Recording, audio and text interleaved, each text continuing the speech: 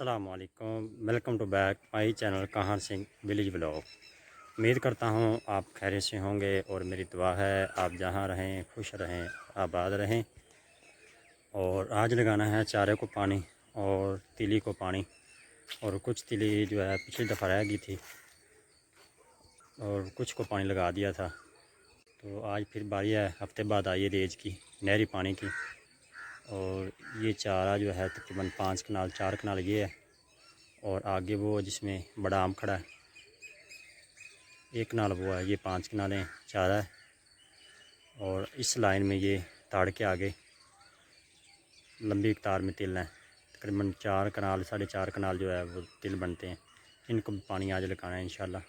और ये खाद लेके आया हूँ चारे के लिए, गुआरा खाद है और ये थोड़ी सी यूरिया है, और इन दोनों को मिला के इस 4 कनाल में फेंकेंगे, और ताकि चारा जो है जल्दी जल्दी बढ़े और अच्छी ग्रोथ करे।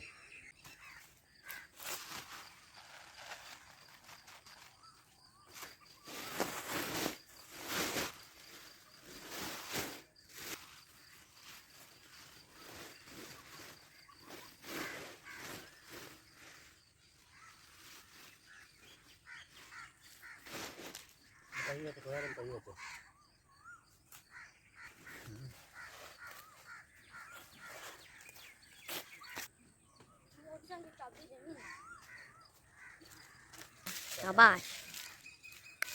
ये देखें खाई जा रहा है, खाई यूरिया।